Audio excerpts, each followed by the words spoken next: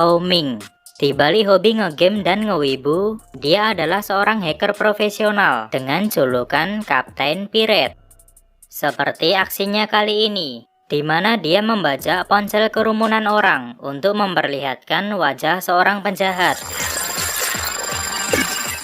Dan alhasil, si penjahat itu langsung menjadi bulan-bulanan. Mungkin sampai di sini masih terlihat receh ya. Tetapi tunggu aja, karena nanti dia akan terlibat kejadian yang lebih besar lagi.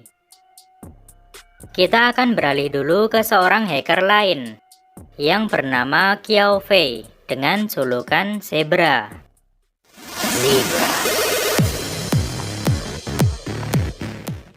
Dia juga merupakan hacker profesional, tetapi dia memanfaatkan keahliannya itu untuk berbuat kejahatan.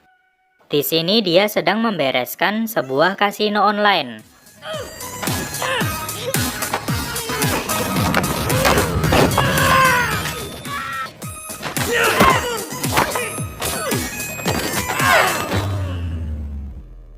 Untuk meningkatkan kegiatannya di bidang pencucian uang dan transaksi Bitcoin di pasar gelap.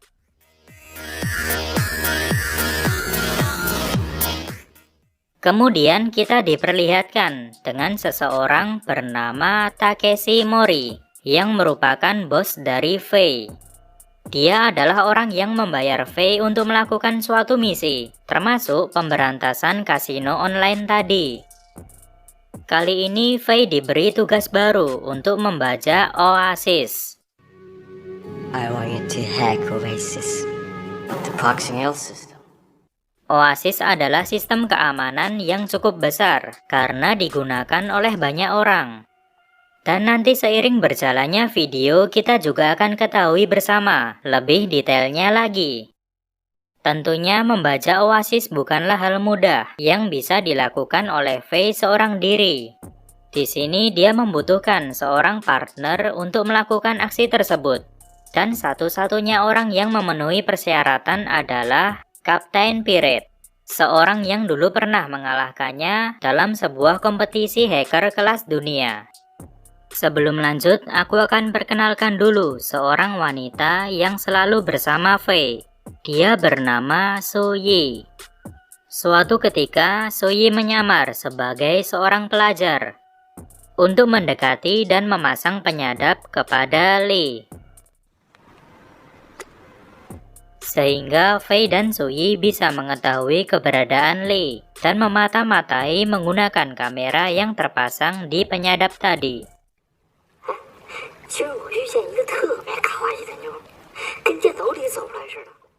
Kembali lagi ke Lee, dia sedang menghadiri sebuah event kumpulan wibu untuk bersenang-senang.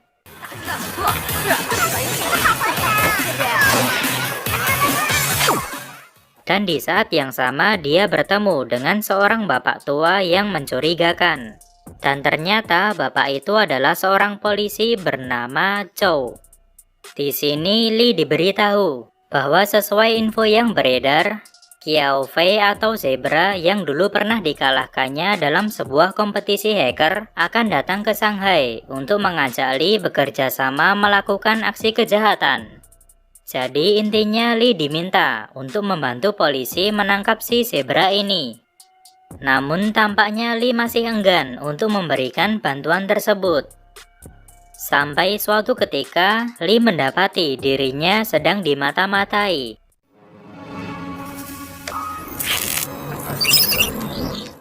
Bahkan Zebra juga meretas perangkatnya. Hal itu membuatnya berubah pikiran dan dia memutuskan untuk mau membantu polisi agar dia juga mendapatkan perlindungan yang penuh. Lalu dia pun mulai menjalani beberapa latihan fisik karena aksinya nanti tidak hanya dilakukan di balik komputer saja.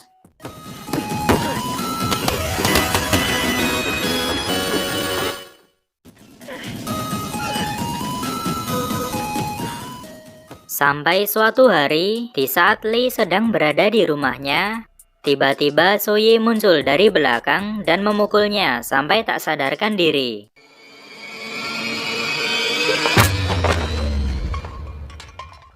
Ternyata ini adalah waktu yang dinantikan, di mana zebra akan memulai aksinya untuk meretas oasis.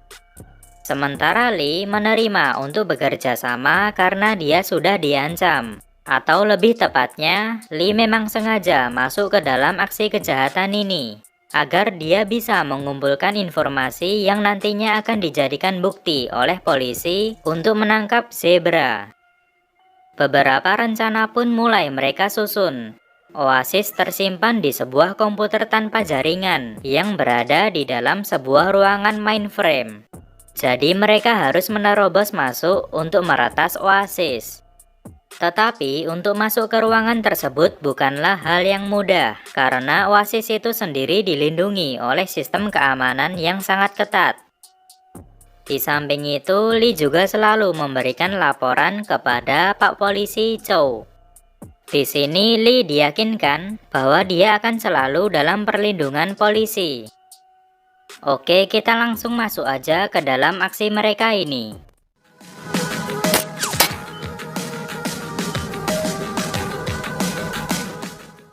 Di sini, Suyi dan Fei menyamar sebagai orang dari pihak perusahaan keamanan untuk mengakses ruang mesin oasis dan melakukan uji coba. Dengan beberapa sabotase dan pemalsuan izin dari pemilik oasis yaitu Park Shin-ri, akhirnya mereka berhasil masuk ke dalam gedung oasis. Tetapi, sebelum mereka masuk ke dalam ruangan mainframe, mereka harus melewati sebuah lorong yang dipenuhi medan magnetik, sehingga perangkat keras apapun tidak bisa dibawa masuk. Jadi mereka mengakalinya dengan walkie-talkie kuno, untuk tetap bisa berkomunikasi dengan Lee yang ada di luar. Dengan dibantu Lee dari luar, singkat cerita oasis berhasil diretas.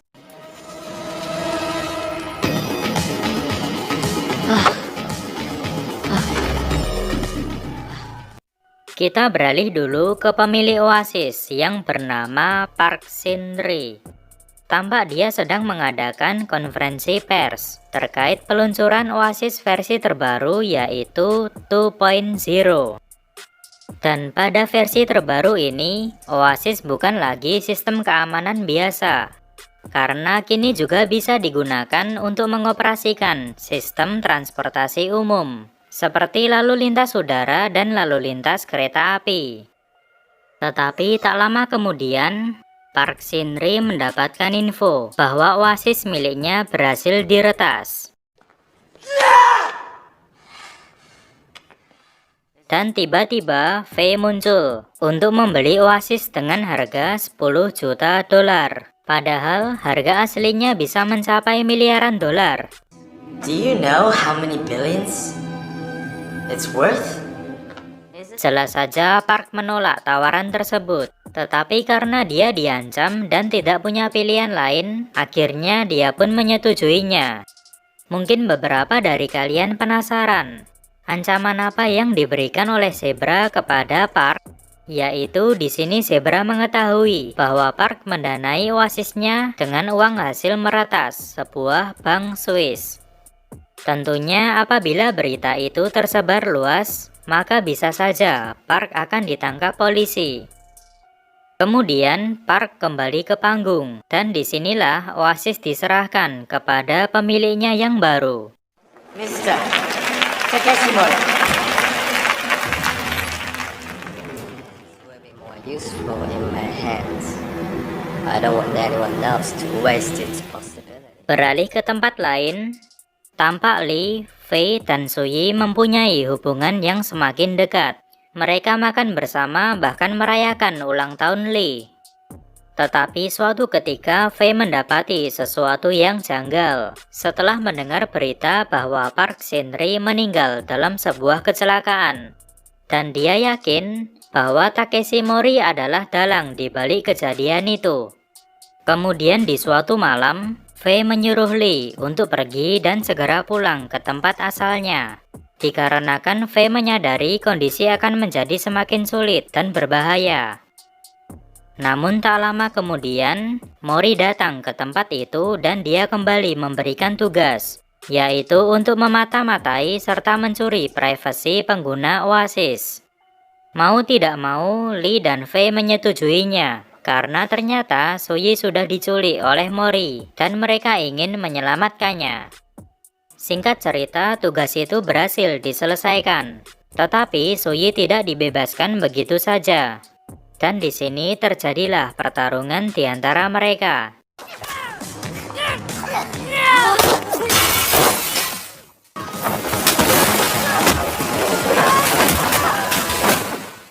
Singkat cerita, Lee dan kawan-kawan bisa memenangkan pertarungan, lalu mereka bergegas mengejar Mori.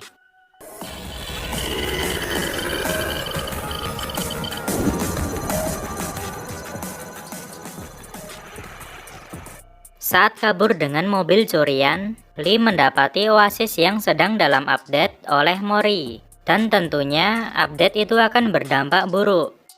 Namun sebelum membahas update itu lebih lanjut, di sini ada kebenaran yang diungkap oleh Fei. Ternyata Fei bekerja untuk polisi Eropa di unit khusus cybercrime. Selama ini dia telah masuk ke jaringan kejahatan Mori untuk bisa mencari informasi lalu menangkapnya. Jadi selama ini Fei sebenarnya hanya menyamar sebagai penjahat. Pak Polisi Chow juga sudah tahu kebenaran itu. Namun Lee sengaja dibohongi agar penyamaran dari Fei bisa berjalan dengan sempurna. Setelah mengetahui hal tersebut, Soyi merasa sangat marah karena dia sudah dibohongi. Lalu dia memutuskan untuk tidak mau ikut campur lagi. Jadi update Oasis dilakukan untuk bisa mensabotase para penggunanya. Di sini Mori membajak sistem jalur penerbangan pesawat yang ditumpangi oleh 4 CEO perusahaan besar Eropa.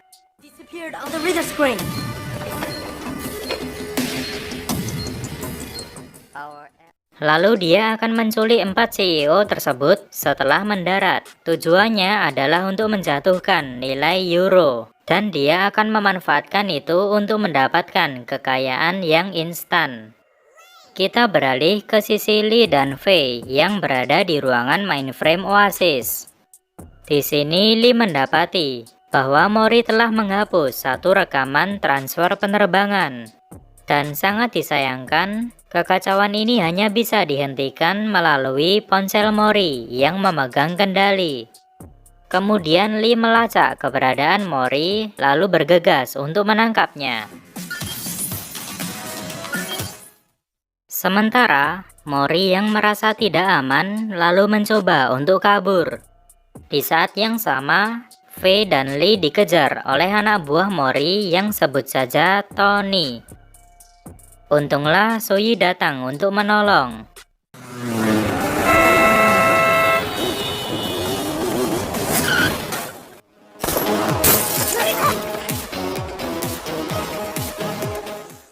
Dan akhirnya Tony bisa dilumpuhkan.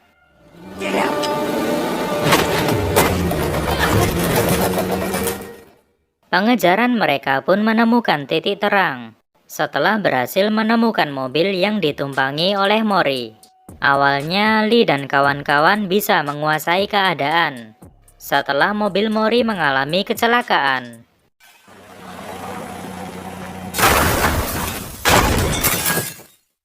Namun sangat disayangkan, di sini Soyi menerima tembakan yang membuatnya tewas di tempat.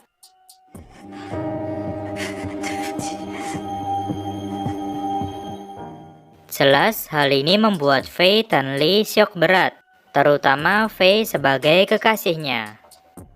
Dan keadaan juga semakin memburuk, karena pesawat yang ditumpangi oleh para CEO tadi mulai kehabisan bahan bakar. Kalau tidak segera mendarat, maka bisa saja mereka mengalami kecelakaan. Dengan emosional yang campur aduk, Fei dan Lee kembali mengejar Mori.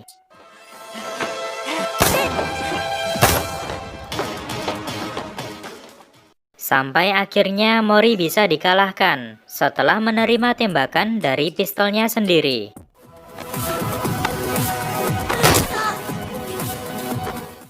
Dan syukurlah, Lee bisa mengakses ponsel milik Mori untuk menghentikan kekacauan yang sudah terjadi. Film pun berakhir. Dan kabar baiknya adalah Mori terbunuh dan orang-orang selamat dari ulah jahatnya, kecuali satu orang.